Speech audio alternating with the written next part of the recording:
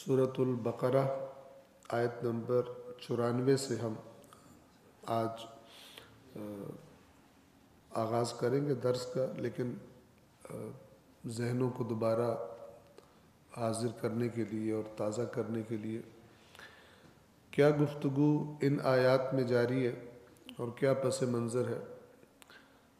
اللہ کے رسول صلی اللہ علیہ وآلہ وسلم مکہ سے ہجرت کر کے مدینہ تشریف لا چکے۔ مدینہ میں اوس اور خزرج اسلام کو تیزی سے قبول کر رہے ہیں، لیکن مدینہ کے یہودی کے جو صدیوں سے کئی نسلوں سے اس رسول کے منتظر تھے، وہ نبی کے ساتھ دشمنی پر اتر آئے ہیں اور ایمان نہ لانے کے، کیونکہ پہلے بہت ساری باتیں کر چکے ہیں مدینہ والوں کو، اوس و خزرج کے لوگوں کے سامنے اوس اور خزرج والوں نے رسول اللہ کا ذکر ان سے بہت زیادہ سنا ہوا ہے، تو اب یہ مختلف قسم کے بہانے بناتے تھے ایمان نہ لانے کے۔ خرابیاں جو ان کی تھیں وہ قرآن مجید نے ان آیات میں بیان کی ہیں، ان کے بہانے بیان کیے ہیں۔ سورۃ البقرہ کی آیت نمبر 94 میں بھی خداوند عالم ان کا ایک غلط عقیدہ بیان فرما رہا ہے، اور یہ عقیدہ غلط ہے جو بھی رکھے۔ کیوں؟ اس لیے کہ اللہ تبارک و تعالی قرآن میں جس بات کی مذمت کرتا ہے وہ مذمت اسی لیے کرتا ہے کہ بعد میں آنے والے یا جن کو قرآن دیا جا رہا ہے وہ اس قسم کی بات سے پرہیز کرے۔ عقیدہ غلط ان کا کیا تھا؟ ان کا غلط عقیدہ یہ تھا کہ جنت مخصوص ہے یہودیوں کے لیے، غیر یہودی کوئی بھی جنت میں داخل نہیں ہو سکتا، اور جو یہودی ہیں انہوں نے حتماً جنت میں جانا ہے، حتماً جنت میں بھی جانا ہے، اور جنت میں ان کے علاوہ کوئی جا بھی نہیں سکتا، یعنی بڑا پکا بندوبست کیا ہوا تھا۔ اور اگر کوئی یہودی جہنم میں چلا بھی گیا تو کچھ عرصہ وہاں گزارے گا اور دوبارہ حتماً جنت میں آ جائے گا۔ اگر آپ غور کریں کہ اگر یہ عقیدہ انسان کے ذہن میں ہو کہ میں تو حتماً کنفرم ہے میں نے جنت میں جانا ہے، یہ عقیدہ انسان پر برے اثرات رکھتا ہے۔ اللہ تبارک و تعالیٰ کے احکام کی جو اہمیت ہے اور اللہ کی اطاعت کی جو امپورٹنس ہے وہ نہیں رہتی۔ کیوں؟ اس لیے کہ اسے پتہ ہے کہ میں جنت میں ہی جانا ہے، حتماً میں نہ بھی کروں تو جنت میں جانا ہے۔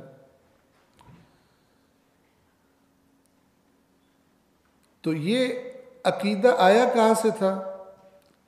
گزر چکی ہے وہ آیات جس میں اسی سورۃ البقرہ میں یہ عقیدہ اور اس قسم کے عقائد جو آئے تھے اس وجہ سے آئے تھے کہ یہودی عوام جو تھے وہ اللہ کی کتاب یعنی اپنی کتاب تورات کے بارے میں جاہل تھے، تورات نہیں پڑھا کرتے تھے۔ اب جب تورات نہیں پڑھتے تھے تو ان کے وہ جو پیسہ لوگوں کا مال بٹورنے کے لیے جو دین کو تحریف کر کے بتاتے تھے وہ اللہ کی کتاب یعنی تورات کے ساتھ بھی کھیل کھیلتے تھے، تورات کی باتوں کو تحریف کر دیتے تھے، اپنے پاس سے باتیں گھڑ کے اور کہتے تھے یہ اللہ کی طرف سے آیا۔ باتیں خود گھڑتے تھے، اور گھڑتے کیسی باتیں تھے؟ ظاہر ہے ایسی باتیں کرتے تھے جس پہ لوگ پیسے دیں، اور اگر کوئی بھی غور کرنے والا ہم میں سے آپ میں سے غور کرے اور آج کے ماحول کو دیکھے تو آپ کو پتہ چل جائے گا لوگ پیسے کن کو دیتے ہیں۔ لوگ پیسے ان کو نہیں دیتے کہ جو ذمہ داریاں بتاتے ہیں، جو اللہ کے دین کو صحیح بیان کرتے ہیں، چونکہ عوام کا مزاج ہوتا ہے ان کو نہیں اچھا لگتا، اور ان کے مقابلے میں جب وہ لوگ آئیں کہ جو جنت کی شارٹ کٹس بتائیں اور جو دین اسلام کی تعلیمات ہیں، اللہ اور رسول کی اطاعت ہے، اس کو یا بالکل ہی پی جائیں یا ہلکا پھلکا وہ انگلی کٹوا کر شہیدوں میں نام لکھوانے کی طرح ہلکا سا ایک آدھا جملہ بول دیں کہ عمل بھی ضروری ہے، اور سارا گھنٹہ باقی بے عمل بغیر کوئی لوگوں کو ان کی ذمہ داری کا احساس دلائے باتیں کرتے رہیں، یہ لوگوں کو زیادہ اچھے لگتے ہیں۔ یہودی معاشرے میں بھی یہی تھا۔ اگر یہودی علماء نے اپنی ذمہ داری ادا کی ہوتی اور عوام کو خوش کرنے کی جگہ اللہ کا حقیقی دین بتایا ہوتا تو یہودیوں کو، ان کی عوام کو کوئی مشکل پیش نہ آتی اللہ کے نبی پر ایمان لانے میں، اس لیے کہ وہ پہلے سے ہی اچھے ہوتے۔ لیکن غلط عقائد اور نظریات کی وجہ سے جو کرپٹ ہو جائے قوم، ان کو خدا کے نمائندے کی باتیں اچھی نہیں لگتی، ان کا ٹیسٹ ہی نہیں ہوتا اس کے ساتھ ملتا۔ تو بس یہ کیونکہ بہت زیادہ یہ ابحاث مربوط ہیں اپنے معاشرے کو سمجھنے کے لیے کہ وہ قوم جو رسول کی منتظر تھی کیسے گمراہ ہوئی۔ اب یہ جو عقیدہ ہے جنت میں جنت صرف ہماری ہے، پہلے بھی یہ ابھی مزید آیات میں آ جائے گا کہ اللہ تعالیٰ تفصیل سے بیان کرے گا، یہ صرف یہودیوں میں نہیں تھا بلکہ مسیحی دو بڑے جو لوگ تھے دونوں کا اعتقاد یہ تھا کہ صرف ہم جائیں گے۔ یہودی کہتے تھے صرف ہم جائیں گے، مسیحی کہتے تھے صرف ہم جائیں گے۔ اللہ نے ان کے جواب میں فرمایا ہوا ہے کہ یہ تمہاری من گھڑت آرزویں کہاں سے لے کے آئے؟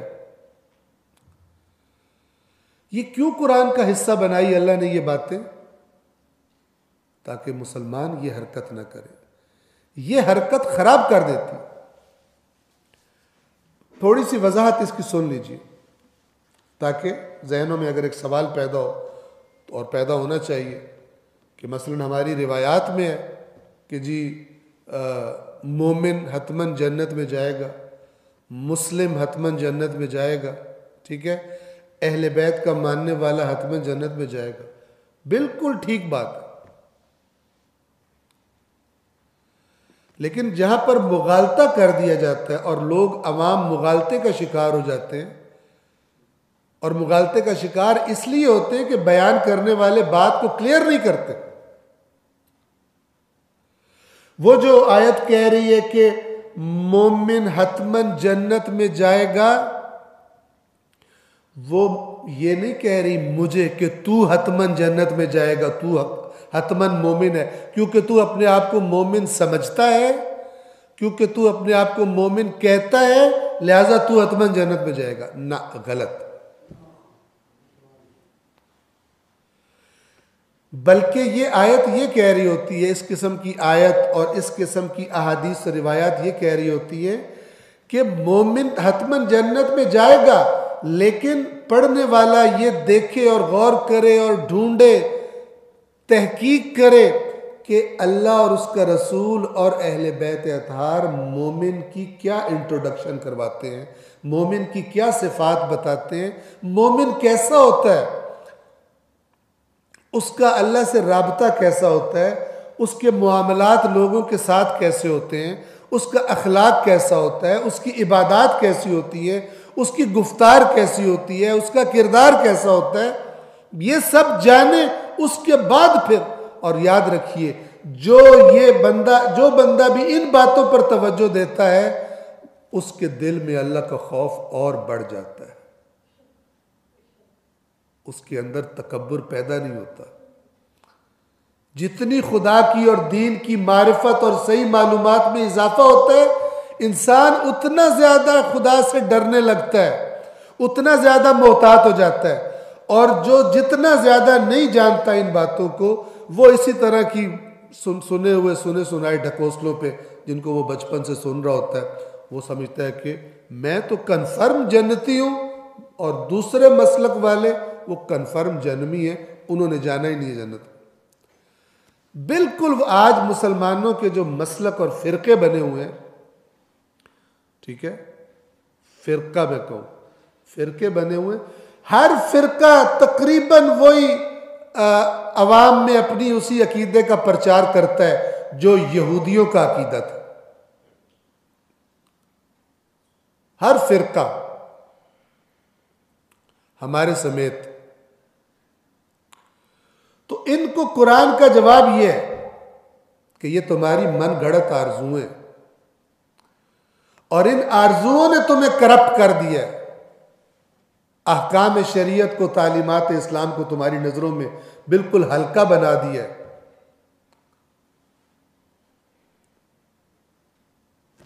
اس فرق کو ذہن میں رکھیں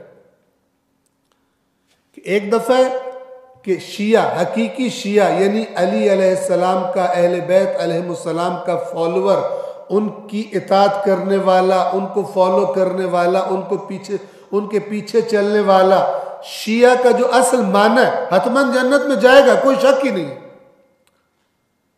لیکن یہ حدیثیں مجھ سے کہہ رہی ہیں کہ تو بن شیعہ، نہ یہ کہ بغیر یہ جاننے کہ شیعہ کس کو کہتے ہیں اہل بیت، تو خود ہی خوش ہو جا کہ میرے بارے میں بات ہو رہی ہے. تمہارے بارے میں بات نہیں ہو رہی، ان کے بارے میں بات ہو رہی جن کی وہ صفات ہوتی. اور جو بناوٹی قسم کے لوگ اپنے آپ کو شیعہ کہتے تھے، ان کے بارے میں بھی اہل بیت کی روایات کم نہیں ہیں کہ جو ان کے ہاتھوں تنگ ہوئے ہیں اور تنہائی کا شکار رہے. اہل بیت اطہار کو اگر ساتھی ملتے تو وہ قیام کرتے. وہ تو اسی بات کو دہراتے رہے کہ میرے پاس تو گنتی کے چند آدمی بھی مخلص نہیں ہیں، اگر اتنے بھی ساتھ ہوتے استعداد میں تو میں قیام کرتا.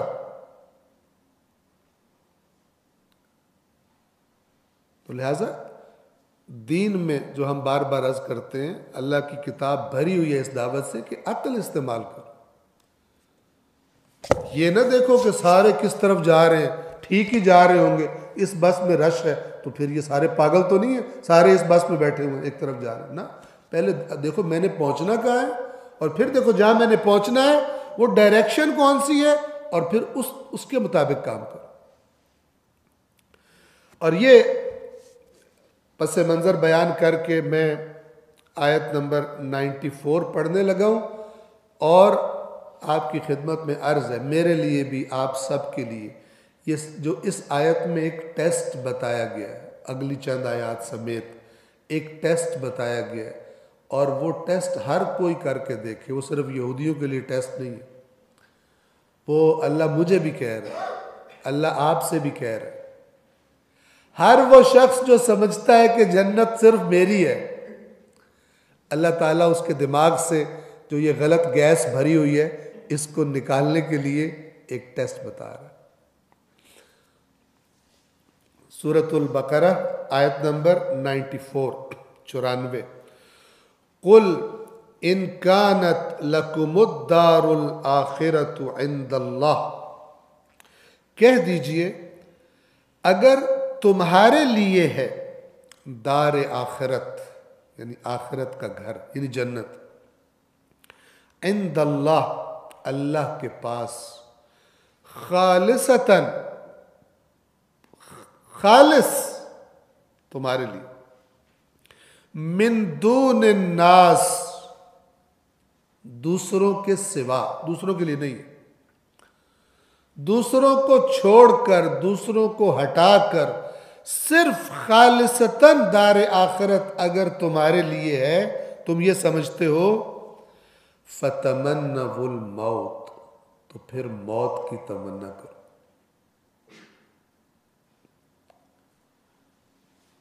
میں آج اگر اپنے اندر جھانکوں، موت کے تصور سے میرے ذہن میں کیا فیلنگ آتی؟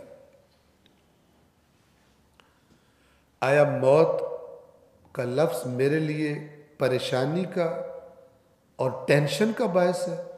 فوراً میں کہتا ہوں یا اللہ میں نہ مروں، یا نہیں، موت کے تصور سے مجھے کوئی پرابلم نہیں ہوتی. تو اللہ کہہ رہے اگر تمہیں کنفرم ہے کہ تم نے جنت میں جانا ہے تو جنت تم جانتے ہو نا، جنت میں کیا کیا چیزیں. اس کی میں آپ کو مثال دیتا ہوں کہ کسی سرکاری افسر کو اس کی پوسٹنگ کی جائے، کسی فوجی کی پوسٹنگ کی جائے مثلا ایسے علاقے میں جہاں زندگی کی ضروریات صحیح طرح میسر نہ ہو، جہاں جان کا خطرہ لگا رہتا ہو، جہاں دشمن کا علاقہ ہو، انسان سیکیورٹی کا، امن کا احساس وہاں پہ نہ رکھتا ہو، کھانا اچھا نہ ملتا ہو مثال کے طور پر، زندگی کی سہولیات اچھی میسر نہ ہو، اور اس سے کہا گیا ہو کہ ہم تیری اس علاقے میں تیری پوسٹنگ کے دوران تمہاری پرفارمنس دیکھیں گے، اور کسی بھی وقت ہم تمہاری پرفارمنس دیکھنے کے بعد جب ہم مناسب سمجھیں گے کسی بھی وقت تمہاری پوسٹنگ کر دیں گے ایک ایسے علاقے میں جو تمہارا ڈریم لینڈ ہے، جو تم خوابوں میں تصور کرتے ہو۔ ہم تمہیں ایسے علاقے میں بھیج دیں گے جہاں کا موسم بہترین، ہم تمہیں گھر محلات دے دیں، مثلا محل کی طرح کا گھر دے دیں گے، نوکر چاکر خدمت کرنے کے لیے بہترین سواریاں، صرف کچھ عرصہ تمہیں یہاں پہ گزارو اس سختی کے علاقے میں، اور جب ہم مناسب سمجھیں گے تمہاری ٹرانسفر کر دیں گے۔ آپ اس چیز کو تصور کریں۔ اب دیکھیے اگر اس افسر کی جگہ آپ ہو، آپ کا کتنا دل چاہے گا جہاں آپ کی پوسٹنگ ہے وہاں رہنے کا، اور جو پیکج آپ کو بتایا گیا ہے کہ اگر یہاں سے جب آپ کو بلائیں گے تو یہ پیکج دیں گے، تو آپ کا تو جی چاہے گا جلدی جلدی مجھے بلائیں۔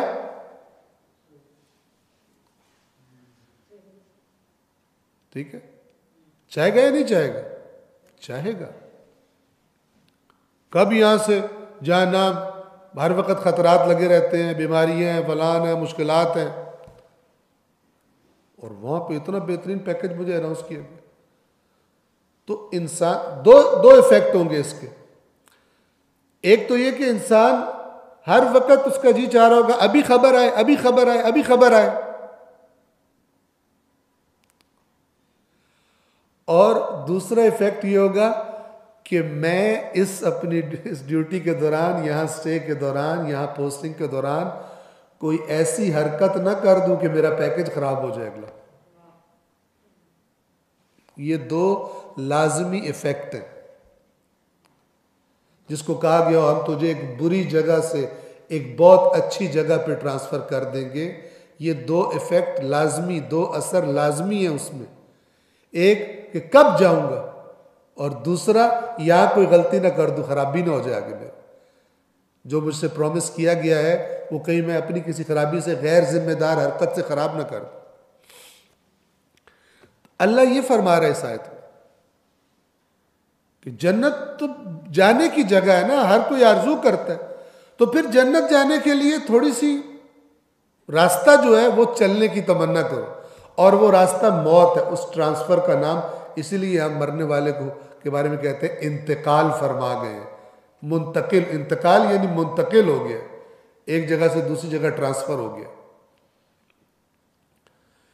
فَتَمَنَّوُا الْمَوْتِ، آپ سروے کریں، نکل جائیں مثلا لاہور شہر کا سروے کریں، آپ کا کوئی اپنا دیہات علاقہ ہے پیچھے، وہاں جا کے زحمت کریں، ایک سروے کریں، بلکہ کسی کو ہائر کر لیں جس کو سروے کرنے آتے ہو، اور موت کے بارے میں سروے کریں کہ لوگ موت کے بارے میں کیا، کہ کہا جائے کہ اگر آپ کو پتہ چلے آپ کو مرنا ہے ابھی تو آپ مرنا چاہیں گے یا نہیں، ٹھیک ہے، تو آپ کو پتہ چلے گا کہ جو کہتے ہیں جنت صرف ہماری ہے وہ سچے ہیں یا جھوٹے ہیں، کیونکہ قرآن کی باتیں یونیورسل باتیں ہیں، صرف اس قوم کے بارے میں نہیں ہوتی جس قوم کے بارے میں بات کی جا رہی ہے، بلکہ تا قیامت اللہ نے معیار دینا تھا۔ اور یہ وہی بات ہے جو اہل بیت اطہار کی روایات میں بھی ہے، اس کو اچھی طرح سمجھ لیں تاکہ زیادہ آپ پر کہیں گھبراہٹ نہ طاری ہو جائے۔ روایات اس طرح کی ہیں کہ فرماتی الدنیا سجن للمؤمن، دنیا مومن کے لیے قید خانہ ہے۔ تو قید خانے سے تو بندہ رہائی کا ہی سوچتا ہے نا، کہتا میں نے قید خانے میں رہنا۔ ہاں ایک بندہ کہتا ہے کہ میں نے قید خانے میں رہنا، ایک سبب ہو سکتا ہے اور وہ بہترین سبب ہے۔ وہ کیا سبب ہے؟ کہ جو مالک ہے اللہ ہے، اس کی مرضی کا تابع ہو اور کہے خدا جب تک تیرا دل ہے، جہاں تیرا دل ہے وہاں رکھ، تیری خواہش کے مقابلے میں میں سرنڈر ہوں، جو امام حسین علیہ السلام کا جملہ ہے، رضاً بقضائہ و تسلیما لامرہ۔ جب تک میں نہیں رہنا چاہتا یہاں پہ، یعنی میں تیری ملاقات چاہتا ہوں، لیکن جب تک تیری مرضی ہے، جیسے مرضی مجھ پر آزمائشیں آئیں، مصیبتیں آئیں، میں راضی ہوں۔ اگر تو چاہتا ہے میں یہاں رہوں،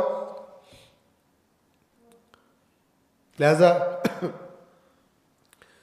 جو مثلا صحیفہ سجادیہ کی دعاؤں میں سے ایک دعا کے یہ الفاظ ہیں کہ اے اللہ جب تک میری زندگی تیری اطاعت میں گزر رہی ہو تب تک مجھے زندہ رکھنا، یعنی تیری طرف سے جو ذمہ داری مجھے ملی ہے، جب تک میں ڈیوٹی پرفارم کر رہا ہوں اور میرے ڈیوٹی پرفارم کرنے سے تو خوش ہو رہا ہے، مجھے تب تک زندہ رکھنا۔ اور جب تو یہ دیکھے کہ میری زندگی شیطان کی چراگاہ بننے لگی ہے، شیطان چر لے گا یہاں سے آ کر، تو اس وقت مجھے اپنے پاس بلا لینا، مجھے زندہ نہ رہنے دے۔ اس نیت سے کہ میں زندہ رہوں اور ایسا کام کروں جس سے میرا خالق راضی ہو، میں اس کی اطاعت کروں، کوئی اس کی طرف سے جو ذمہ داری ہے اسے ادا کروں، اس نیت سے انسان زندہ رہنے کی خواہش کر سکتا ہے۔ لیکن دنیا کی محبت میں زندہ رہنا، یہ قرآن کہہ رہا ہے پھر موت کی تمنا کرو۔ توجہ فرمائیں، کہہ دیجئے اگر اللہ کے ہاں دار آخرت دوسروں کی بجائے خالصتاً تمہارے لیے ہے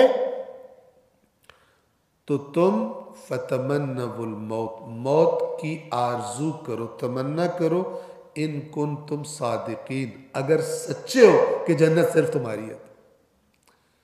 اللہ نے یوں جوڑ دیا، اگر سچے ہو تو دیکھو تمہارے اندر موت کی تمنا ہے یا نہیں ہے، کر سکتے ہو؟ نہیں کر سکتے تو اگلی آیت میں اللہ بتا رہا ہے کیوں نہیں کر سکتے، تمہارا پرابلم کیا ہے جس کی وجہ سے تمہیں موت اچھی نہیں لگتی، لگ بھی نہیں سکتی۔ آیت نمبر 95 وَلَن يَتَمَنَّوْهُ أَبَدًا، تاکیدوں کے ساتھ اللہ تعالیٰ فرما رہا ہے وَلَن يَتَمَنَّوْهُ، کبھی بھی یہ تمنا نہیں کریں گے۔ پھر تاکید کی، ابداً، تا ابد یہ کبھی موت کی تمنا نہیں کریں گے۔ کس وجہ سے؟ اللہ خالق ہے نا انسان کا،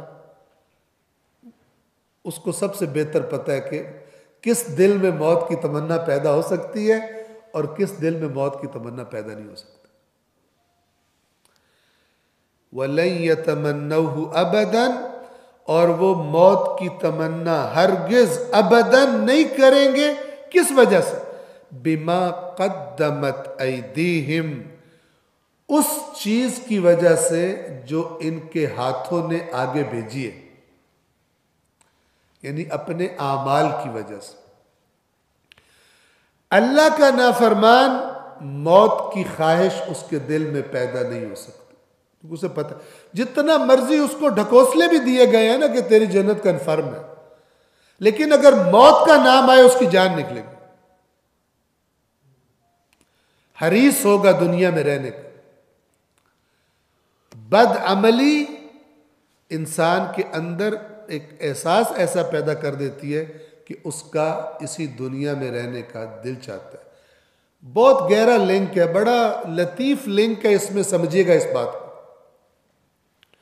برا عمل یعنی خدا کی نافرمانی۔ خدا کی نافرمانی کون کرتا ہے؟ کہ جس کو اپنی لذتوں کی محبت خدا کی محبت پر غالب آ جائے۔ خدا کہہ رہا ہے ادھر آ، خواہش نفس کہہ رہی ہے ادھر جا، ٹھیک ہے، اور وہ دنیا ہے، وہ دنیا کی لذتیں۔ اب جو دنیا کی لذتوں سے اتنی محبت کرتا ہے کہ خدا کے حکم کو پس پشت پھینک رہے، اس کے دل میں کہاں سے خواہش آئے خدا سے ملاقات کی؟ خدا سے ملاقات کی تو محبت وہ خواہش وہ کرے گا نا، اس دل میں پیدا ہوگی جس دل میں خدا کی محبت ہے، اور جس دل میں خدا کی محبت ہے اس دل رکھنے والا خدا کا اطاعت گزار ہوتا ہے۔ بد اعمالیاں، گناہ انسانوں کو جس انسان کو عادت ہوتی ہے اس کا عمل گواہی دے رہا ہوتا ہے اس کو خدا سے زیادہ اپنی خواہشات پیاری ہے، اللہ کی اطاعت سے زیادہ اس کو اپنی یہ نفس کی اطاعت زیادہ کرتا ہے، اللہ کی اطاعت نہیں کرتا۔ اور نفس کی اطاعت یعنی اسی دنیا کے لیے، نفس کیا کہتا ہے انسان کو؟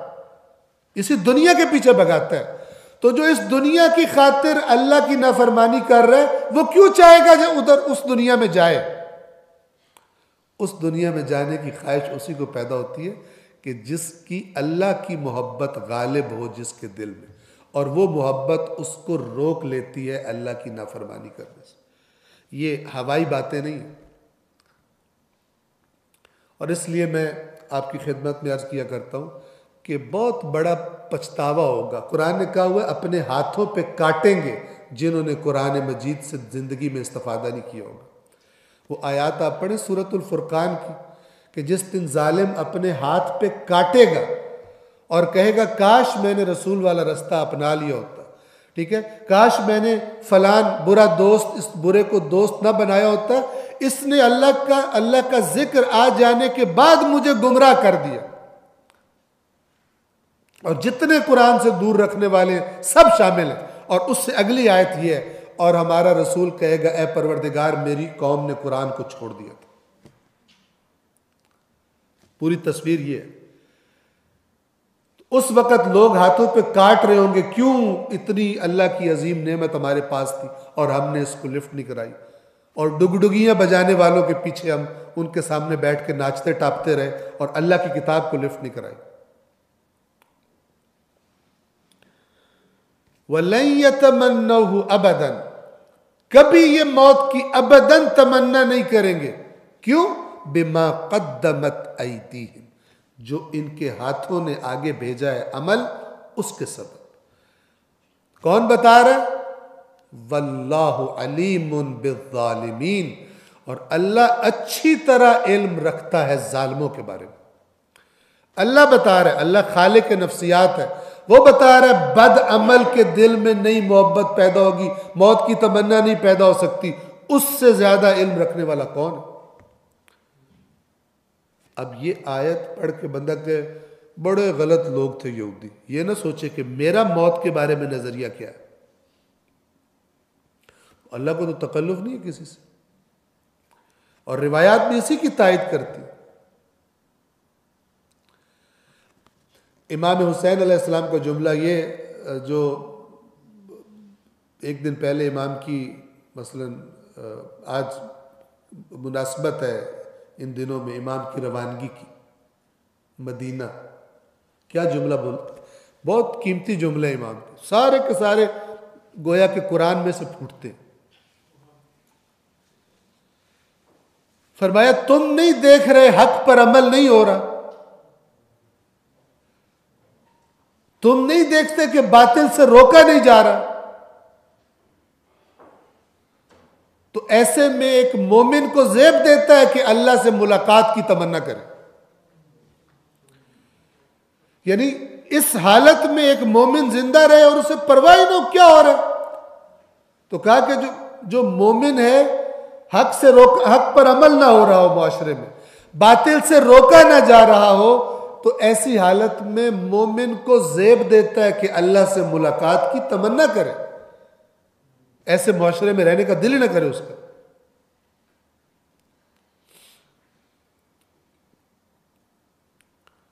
یہی بات، اسی سے ریلیٹڈ بات۔ کیوں موت کی تمنا کرتا ہے مومن؟ اس لیے اسے خطرہ ہوتا ہے دنیا میں کہیں کوئی خرابی نہ ہو جائے۔ اس سے بڑھ کر کیا بات ہوگی اور اس سے اونچی کون سی شخصیت ہوگی؟ صلوات پڑھیے محمد و آل محمد پر۔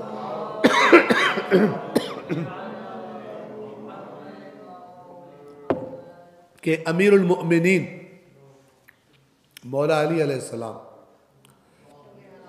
ساری عمر اطاعت خدا میں گزری ہے، وہ بھی زندگی بھر وہ جملہ نہیں بولا جو اس وقت بولا ہے جب ان کو کنفرم ہو گیا کہ اب میں دنیا سے جا رہا ہوں. اس وقت بولا، ضرب لگی تو مولا نے فرمایا فزت و رب الکعبہ، رب کعبہ کی قسم علی کامیاب ہو گیا. یہ فوز، فزت و فوز قرآن میں بھی آیا ہے، ذالک الفوز العظیم. فوز کہتے ہیں فائنل کامیابی کو، اب اس میں کوئی شک نہیں، اب فائنلی کامیاب. چونکہ اللہ کے رسول نے مولا کو فرمایا تھا کہ میں گویا دیکھ رہا ہوں، اسی خطبہ شعبانیہ دیا تھا، شعبان سے ایک شعبان آنے سے پہلے اللہ کے نبی نے خطبہ دیا، اور اس خطبے کے اینڈ میں پھر مولا سے فرمایا تھا کہ میں گویا دیکھ رہا ہوں کہ اسی ماہ رمضان میں آپ کے سر کے خون سے آپ کی داڑھی خضاب ہوگی، سرخ ہو جائے گی. اور اتنا گویا کہ علی انتظار میں تھے. اور پھر علی نے کیا سوال کیا تھا، بعض کی تو سمجھ میں نہیں آئے گا جنہوں نے ڈگڈگڑیاں سنی ہوئی ہیں. جب رسول پاک نے یہ فرمایا کہ میں دیکھ رہا ہوں کہ آپ کے سر کے خون سے آپ کی داڑھی خضاب ہوگی، پہلا سوال ایک ہی سوال کیا مولا نے کہ یا رسول اللہ اس وقت میرا دین سلامت ہوگا؟ اللہ کے نبی نے فرمایا ہاں تیرا دین سلامت ہوگا. اس لیے نکلا تھا، جیسے ہی وہ ضرب لگی فزت و رب الکعبہ، تصدیق کی رسول اللہ کی بات کہ میرے ساتھ وہی ہو گیا، اور علی فائنلی کامیاب ہو گیا. تو مومن کیونکہ خود کو خطرے میں سمجھتا ہے جب تک دنیا میں ہے کہ کوئی پتہ نہیں کسی وقت شیطان کے میں چنگل میں آ کر اور خرابی کر دوں، تو جلدی جلدی ٹرانسفر آرڈر کا انتظار کر رہا ہوتا. ہاں ایک صورت ہو سکتی ہے یہاں رہنے کی کہ جو مالک ہے اس کا، جو باس ہے اس کا، وہ اس کی ذمہ داری لگائے کہ تو نے یہاں پر رہنا. وہ کہے گا آپ کی ذمہ داری جب تک ہے تب تک سر آنکھوں پر، تب تک مجھے مار پڑے یہاں پر، بھوکا مر جاؤں، فلان ہو جاؤں، جو مرضی ہو جائے میں رہوں گا. لیکن خود میں نہیں چاہتا، اگر آپ کی مرضی نہ ہو تو میں یہاں رہنا نہیں چاہتا. یہ آیات بتا رہی. یہودی کیونکہ کرپٹ ہو گئے تھے، چونکہ بد عمل ہو گئے تھے، خرابیاں کرتے تھے، اور جنت بھی اپنی کنفرم کر کے بیٹھے تھے، تو اللہ نے فرمایا کہ نہیں. ورنہ اگر آپ غور کریں تو حقیقی موسیٰ کا پیروکار جنتی ہے، حقیقی حضرت عیسیٰ کا پیروکار جنتی ہے. ہر نبی کا پیروکار حقیقت میں اگر خالص دین پر ہو، ٹھیک ہے، اپنے اپنے زمانے میں، تو وہ جنتی ہے، اس میں تو شک ہی کوئی نہیں. لیکن بندہ اندر سے وہ نہ ہو اور صرف لیبل لگائے، اوپر سٹیمپ کروایا ہوا ہو، یعنی پیکنگ وہی ہو، اندر مال 2 نمبر ہو، اور کہے کہ چونکہ میری پیکنگ وہی ہے، ٹھیک ہے، میں حتماً جنت میں جاؤں گا. اللہ کہہ رہا ہے پھر یہ ٹیسٹ کرو، میں تمہیں لیبارٹری بھیجتا ہوں، وہاں ٹیسٹ کرا کے آؤ، دیکھو کہ تمہاری جنت ہے یا نہیں. اور ہرگز وہ ابداً موت کی تمنا نہیں کریں گے ان گناہوں کی وجہ سے جو اپنے ہاتھوں سے کر چکے ہیں، اور اللہ ظالموں کو خوب جانتا ہے.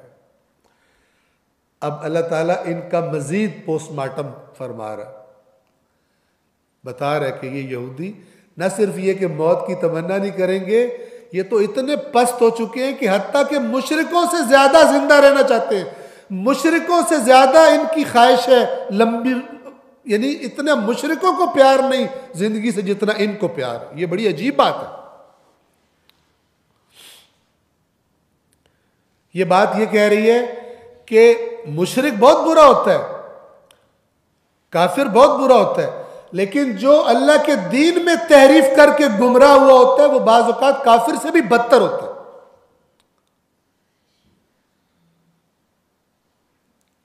توجہ فرما رہی ہے، یہ آیت یہ کہنا چاہ رہی ہے.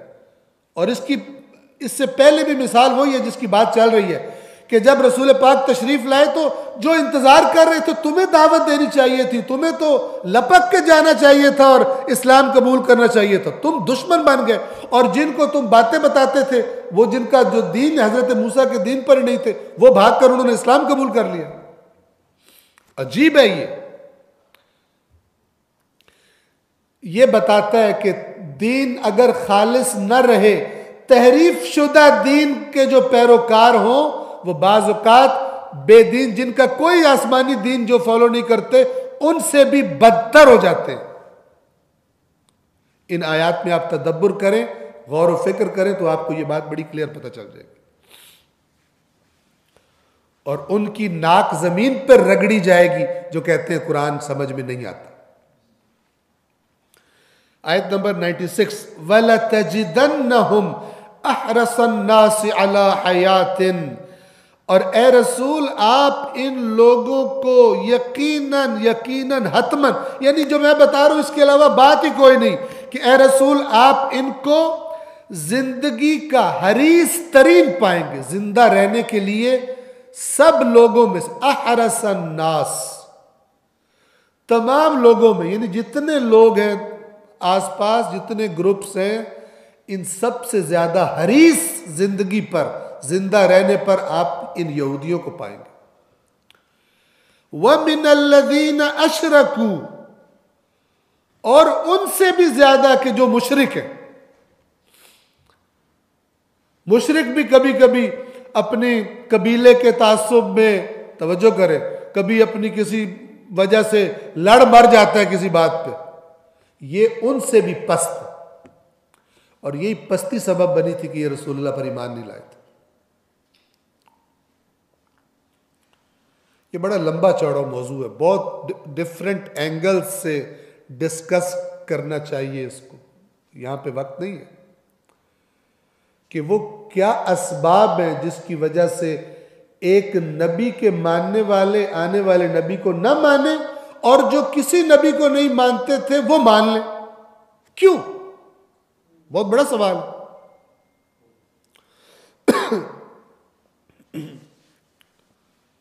کیونکہ ہو سکتا ہے، قرآن نے بتایا ہوا ہے، ہو سکتا ہے کہ جب آخری امام تشریف لائیں تو جو شور مچا رہے ہیں ان کی جگہ کوئی دوسرے ان کے مددگار بن جائے، اگر یہ شور مچانے والے کرپٹ ہو چکے ہوئے تو، اگر اپنے تحریف شدہ من گھڑت باتوں پر چلنے والے ہوئے، اللہ کا نمائندہ نہیں پسند آتا ان کو۔ اور ایک جو اس عظیم امام کی بنیادی ترین نشانی ہے وہ یہ قرآن ہے، کہ وہ آئیں گے جب اس قرآن کو معاشرے میں زندہ کریں گے۔ جن کے مزاج ہوئے وہ تو کہیں گے، جیسے قرآن اہل کتاب کے بارے میں کہتا ہے کہ اے رسول جب آپ کی زبان سے آیات الہی سنتے ہیں تو ان کی آنکھوں سے آنسو جاری ہو جاتے ہیں حق کو پہچان لینے کی وجہ سے۔ کہتے ہیں یہ بالکل وہی بات ہے جو موسیٰ نے کی تھی، یہ حقاً خدا کا نمائندہ ہے۔ اور جنہوں نے من گھڑت نظریات بنائے ہوں اور خود بھی عملی طور پر بھی کرپشن پہ لگے ہوں، ان کا سوال ہی پیدا نہیں ہوتا کہ وہ رسول پر ایمان لے کر آئے۔ قرآن میں اللہ نے ایسے ہی باتیں نہیں رکھتے، اہم ترین موضوعات انسانوں کی ہدایت اور گمراہی کے بارے میں قرآن میں رکھے ہوں، اور گیم ہو گئی، گھپلا ہو گیا، قرآن کو معاشرے سے نکال دیا گیا۔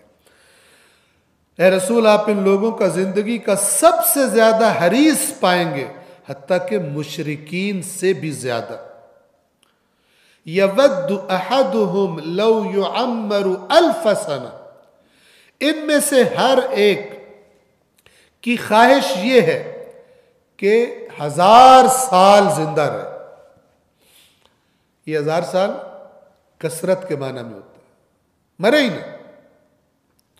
پھر اللہ تعالیٰ فرما رہا ہے وَمَا، ان کو جواب دے رہا ہے وَمَا هُوَ بِمُزَحْزِحِهِ مِنَ الْعَذَابِ أَن يُعَمَّرَ، حالانکہ اگر اسے یہ 1000 سال کی عمر بھی مل جائے تو بھی اس کو عذاب سے بچا نہیں سکتے۔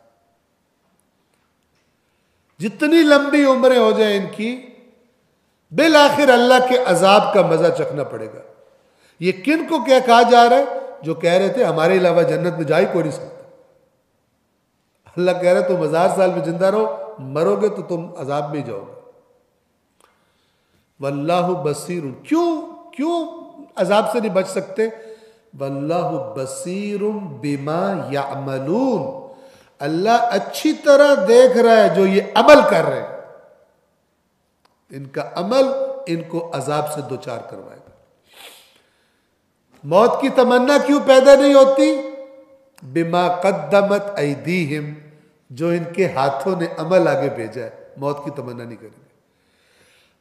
1000 سال بھی ان کی عمر ہو جائے تب بھی عذاب سے نہیں بچ سکتے، کیونکہ اللہ ان کے اعمال کو اچھی طرح دیکھ رہا ہے۔ واللہ بصیر بما یعملون، اللہ ان کے اعمال کو اچھی طرح دیکھ رہا ہے۔ بالکل کلیئر ہے قرآن۔ آیت نمبر 97 98، یہودی جو بہانے بناتے تھے ایمان نہ لانے کے، ان میں سے ایک واقعے کے بارے میں یہ آیات اتری۔ آیات میں جواب دیا گیا ہے، واقعہ جو روایات میں آیا میں آپ کی خدمت میں عرض کر دیتا ہوں۔ فدق کے علاقے کا ایک یہودی عالم، بہت بڑا، ابن سوریہ، سواد سے، سواد واو رے یہ الف، ابن سوریہ، یہ اپنے کچھ لوگوں کے ساتھ آیا اللہ کے نبی کے پاس اور کہتا ہے کہ آپ سے چند سوال کرنے، اگر آپ نے صحیح جواب دے دیے تو ہم آپ پر ایمان لے آئیں گے، اور اگر آپ نے صحیح جواب نہ دیے تو اس کا مطلب آپ اللہ کے رسول نہیں ہیں، ہم آپ پہ ایمان نہیں لائیں گے۔ اب انسان اگر بدنیت ہو، اگر نیت اچھی ہو، اللہ تعالیٰ تو کریم ہدایت کر دیتا ہے، لیکن جن کے اندر کرپشن ہو، نیت میں بدنیتی ہو، تو خداوند عالم ان کے لیے راستے بند کرتا ہے، ان کی اپنی ناقابلیت کی وجہ سے، اپنی ان کی بے ایمانی کی وجہ سے۔ اس نے اللہ کے رسول سے سوال پوچھنے شروع کیے کہ آپ کی نیند کیسی ہے، اور جناب فلان کیا، بہت سارے سوال پوچھے، وقت نہیں ہے وہ پورا واقعہ بیان کر دیتا آپ کو میں، آپ کو مل جائے گا کسی بھی تفسیر میں۔ تو اب سب سوالوں کے جواب اللہ کے رسول نے صحیح دے دیے، تو کہتا ہے ایک سوال رہ گیا، اگر اس کا جواب بھی آپ صحیح دیا، ٹھیک ہے، تو ہم آپ پر ایمان لے آئیں گے، ورنہ ہم ایمان نہیں لائیں گے۔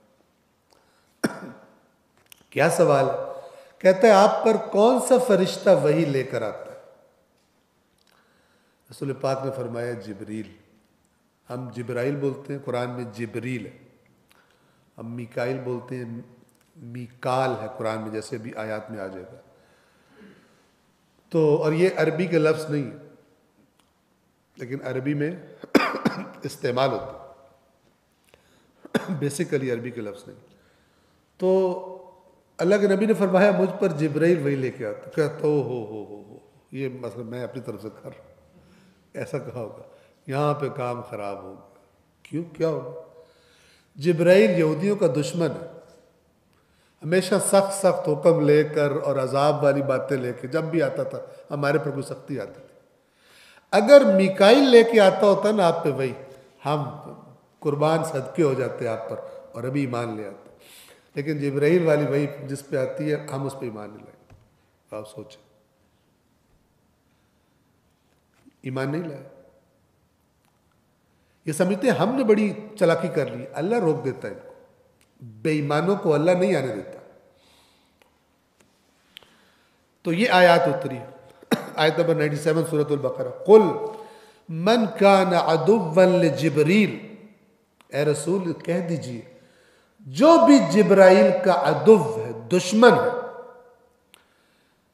کہ جبرائیل وہی لے کے آتا ہے تو ہم نہیں مانیں گے۔ جبرائیل کس کے حکم سے آتا ہے؟ یہ کیسا بہانہ بنا رہے ہو تم؟ جبرائیل اپنی مرضی کرتا ہے، اگر تم پر کوئی عذاب کی چیز لے کر اترا یا کوئی سخت حکم لے کے اترا تو اصل تو پھر تمہارا مجرم نعوذ باللہ اللہ ہے۔ یہ بہانہ کیوں بنا رہے ہو؟ اس قسم کا پست بہانہ۔ آیت کے الفاظ بتا رہے کہ ان کا اعتراض کیا تھا، بہانہ کیا تھا۔ قل من كان عدوا لجبریل، آپ کہہ دیجئے جو کوئی جبریل کا دشمن ہے، فَإِنَّهُ نَزَّلَهُ عَلَىٰ قَلْبِكَ بِإِذْنِ اللَّهِ، تو جبرائیل نے تو یقیناً اس قرآن کو اللہ کے اذن سے آپ کے قلب پر نازل کیا. وہ تو اللہ کے اذن سے آیا، تو اللہ کے حکم سے آیا. اذن بعض اوقات اجازت کے معنوں میں ہوتا ہے عربی میں، اور بعض اوقات امر کے معنی میں ہوتا ہے، حکم کے معنی میں آتا ہے. اور کانٹیکسٹ جملے کا اس سے پتہ لگ جاتا ہے کہ یا حکم مراد ہے یا اجازت مراد ہے. ٹھیک ہے، مثلا قم باذن اللہ، اٹھ اللہ کے حکم سے. ٹھیک ہے نا. فَإِنَّهُ نَزَّلَهُ عَلَىٰ قَلْبِكَ بِإِذْنِ اللَّهِ، تو اس نے یعنی جبرائیل نے تو قرآن کو اللہ کے حکم سے آپ کے یعنی رسول اللہ کے قلب پر نازل کیا. اور وہ قرآن کیا ہے؟ مُصَدِّقًا لِمَا بَيْنَ يَدَيْهِ، جو اس سے پہلے جو کچھ موجود ہے اس کی تصدیق کرنے والا. یعنی یہ اللہ پھر ان کو یاد کرا رہا ہے کہ تمہیں تو خوش ہو جانا چاہیے تھا کہ جو باتیں تم کیا کرتے تھے وہ سچی ثابت ہوگی، لیکن تم اتنے بے ایمان ہو کہ تمہیں یہ بھی نہیں ہو رہا کہ یہ تو باتیں تم خود کیا کرتے تھے جو اس رسول میں تمہیں نظر آ رہی ہیں، اور تم پھر اس کو پر ایمان نہیں لا رہے.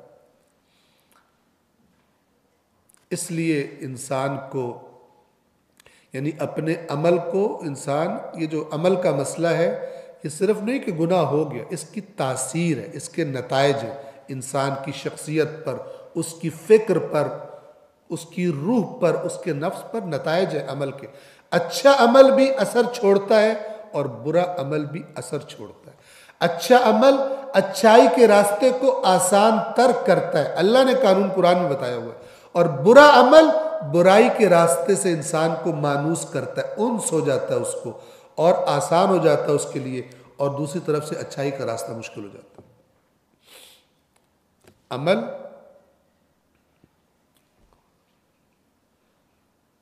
اقبال کا وہ شعر جو بڑا مشہور ہے، عمل سے زندگی بنتی ہے جنت بھی جہنم بھی، یہ خاک کی اپنی فطرت میں نہ نوری ہے نہ ناری ہے. یعنی یہ تو خاک کا ہے، نہ یہ نور ہے اور نہ آگ سے، لیکن اس کا عمل ڈیسائیڈ کرے گا اس نے کہاں جانا ہے، جنت میں جانا ہے یا جہنم میں جانا ہے.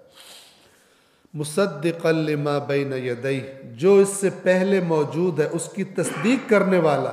قرآن کا تعارف ہو رہا ہے. وہدن، اور ہدایت، وبشرا، اور خوشخبری، للمؤمنین، مومنوں کے لیے. اب یہاں پھر ہمارے لیے خوشخبری آ گئی مومنوں کے لیے؟ نہ، مومنوں کے لیے خوشخبری ہے، لیکن پتہ بھی کریں کہ یہ اللہ کے لیے مومن کہتا ہے، ورنہ اس سے بڑا دھوکہ قیامت کے دن جتنے بھی دنیا میں آپ کے ساتھ فراڈ ہوئے نا سب بھول جائیں گے. اگر قیامت کے دن خدا نہ خواستہ اپنے آپ کو مومن سمجھنے والے کو اللہ کہے تو ہے ہی نہیں مومن، تو کہاں سے سمجھ رہا؟ تو نے دیکھا تھا میری کتاب میں مومنوں کی کیا صفات تھی؟ یا بس سنتا ہے اور تو نے کہا کہ میں ہوں وہی، میں مومن ہی ہوں. وَهُدًى وَبُشْرَى لِلْمُؤْمِنِينَ، اور ہدایت اور خوشخبری ہے مومنوں کے لیے. آیت نمبر 98 من کان عدو. اب پہلے تو جبرائیل کی بات ہو رہی تھی، اب اللہ تعالیٰ اوورآل بات کر رہا ہے کہ اللہ سے منسوب شخصیات، اللہ کے حکم کے مطابق کام کرنے والی ہستیاں جو ان کا دشمن ہے، اللہ بھی کافروں کا دشمن، ڈائریکٹ کافر ہی کہہ دیا اہل کتاب اس معاملے میں. کیوں؟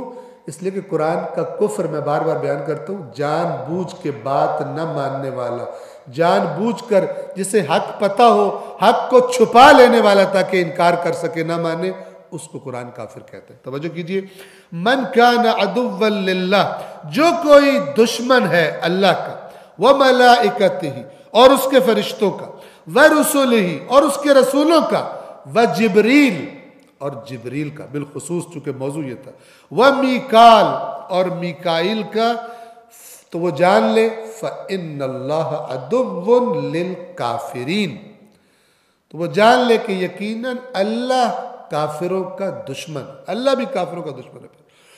یہاں پہ کافروں سے کیا مراد ہے؟ اللہ کا دشمن، فرشتوں کا دشمن، جبریل کا دشمن، میکائیل کا دشمن، ٹھیک ہے، جو بھی اللہ کے اطاعت گزار ہستیوں کے بارے میں جس کی دشمنی پائی جاتی ہے، دشمنی کیوں ہے؟ ان کے کام کی وجہ سے، وہ کام تو اللہ کے کہنے پہ کر رہے ہیں، تو پھر تمہاری دشمنی ان سے نہیں ہے، تمہاری دشمنی اللہ کے ساتھ۔ صلوات پڑھیں محمد والے محمد۔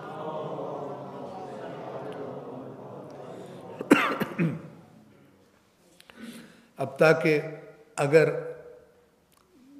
کسی کو ان باتوں کے سمجھنے میں، اللہ کی ان واضح باتوں کے سمجھنے میں یا قبول کرنے میں تردد ہو رہا ہو، تو اللہ نے ایک اور زور کی ضرب لگائی ہے اس پر، آیت نمبر 99 وَلَقَدْ أَنزَلْنَا إِلَيْكَ آيَاتٍ بَيِّنَاتٍ، اے رسول ہم قسم کھا رہے ہیں، یہ لقد قسم ہوتی ہے، کہ ہم نے آپ کی طرف روشن آیات نازل کی۔ یہ جو ہم باتیں آپ کو بتا رہے ہیں، یہ جو آیات ہیں، ہم نے آپ کی طرف واضح آیات نازل کی ہیں۔ وَمَا يَكْفُرُ بِهَا إِلَّا الْفَاسِقُونَ، اور ان کا انکار نہیں کرتے مگر جو فاسق۔ اللہ کلیئر ایک بات بتا رہا ہے، اب اگلا بندہ اسے قبول نہ کرے، اس کا دل کرے کوئی تعویل ہو جائے، کوئی یہ ہو جائے، کوئی شارٹ کٹ نکل آئے، یہ فاسق ہے۔ فاسق کون ہوتا ہے؟ جو اللہ کی اطاعت نہیں کرتا۔ اچھا، فاسق کا ایکچول بھی اگر آپ کو مطلب میں نے پہلے بھی شاید عرض کیا ہوگا، تو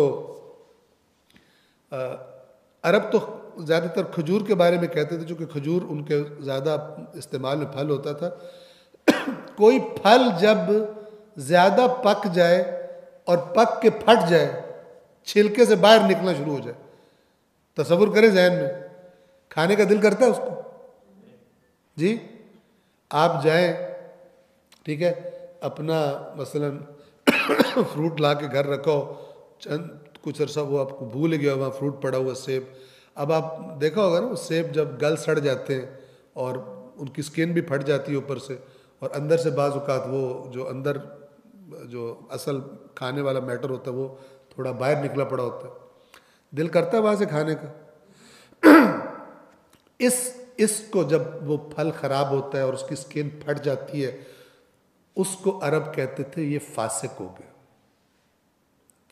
اب آپ فاسق کا تصور کر لیں، یعنی گندا ہو گیا، یعنی گل سڑ گیا، یعنی اچھا نہیں رہا، خراب ہو گیا۔ عرب اس کو زیادہ تر کس معنی میں استعمال کرتے تھے کہ جب کھجور خراب ہوتی ہے تو اس کا اوپر سے چھلکا پھٹ جاتا ہے اور اندر سے گٹھلی باہر نکل آتی ہے، وہ خراب ہو جاتی ہے، اسے کہتے ہیں یہ فسق التمر، کھجور فاسق ہو گئی، یہ فاسق کا معنی۔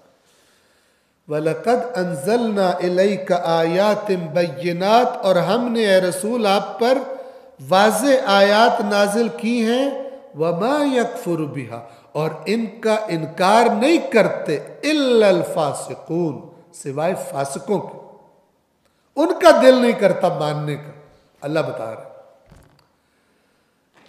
اور اگر فاسق نہیں ہے تو اس کا پرابلم ہی کوئی نہیں، اس کی کیا چیز ہے؟ فاسق کو لگتا ہے میرا تو سب کچھ ہاتھ سے چلا جائے گا، جو میں نے روٹین بنائی ہوئی ہے یہ میرے ہاتھ سے نکل جائے گی۔ تو جو فاسق نہیں ہے، جو گندا انسان نہیں ہے، اس کو تو زیادہ پرابلم ہی نہیں ہوتا۔ میں نے آپ کو پہلے بھی ایک حدیث سنائی تھی کہ مدینہ میں اشارہ کر دوں صرف تاکہ یہ بات کیا ہے کہ مدینہ میں یہ پھر عمل کی امپورٹنس ہے، حتیٰ کہ اسلام سے پہلے کا عمل۔ مدینہ میں اللہ کے نبی سے سوال کیا گیا، ایک صحابی نے سوال کیا کہ یا رسول اللہ، ہم اسلام سے پہلے بھی، جب آپ نے ہمیں اسلام کی دعوت نہیں دی تھی، یہ تحریک شروع نہیں کی تھی، اس سے پہلے بھی ہم اچھے کام کرتے تھے، آیا ان اچھے اعمال کا ہمیں کوئی اجر ملے گا؟ اللہ کے رسول نے جواب دیا، بہت غور کرنے والا ہے، ہمیشہ یاد رکھنے والا ہے۔ اللہ کے رسول نے فرمایا ہاں، وہ جو تم اچھے اعمال کرتے تھے وہی سبب بنے تم مجھ پر ایمان لے آئے، ٹھیک ہے؟ ورنہ کیا وجہ ہے کہ کچھ لوگ ایمان لائے، کچھ ایمان نہیں لائے، کچھ جلدی لے آئے، کچھ دیر سے، کچھ بہت دیر سے، کچھ ایمان ہی نہیں۔ یہ فرق کہاں سے آیا؟ سابقہ حرکتوں کی وجہ سے۔ جو پرسنالٹی، جو شخصیت انسان اپنے اعمال کی وجہ سے بناتا ہے، وہی ڈیسائیڈ کرتی ہے کہ یہ جو اناؤنسمنٹ ہوئی ہے مجھے ادھر جانا ہے یا نہیں جانا، یہ مسجد سے آواز آ رہی ہے حی علی الصلاۃ حی علی الفلاح، جانا ہے یا نہیں جانا، وہ ڈیسائیڈ کرتی ہے جو اندر بنی ہوتی ہے. یا یہ پوسٹر لگا ہوا ہے کہ یہ بڑی سپر ہٹ فلم آئی ہے بڑی زبردست، جانا ہے یا نہیں جانا، مسجد جانا ہے یا ادھر جانا ہے مثلا، یہ کون ڈیسائیڈ کرتا ہے؟ انسان کی سابقہ شخصیت ڈیسائیڈ کرتی ہے. اور جب وہ امام آخر زمان آئے گا، انسان کی شخصیت ڈیسائیڈ کرے گی کہ یہ میرے بارے میں ہے، اس کے ساتھ جانا یا بارے میں نہیں. صلوات پڑھیں محمد والے.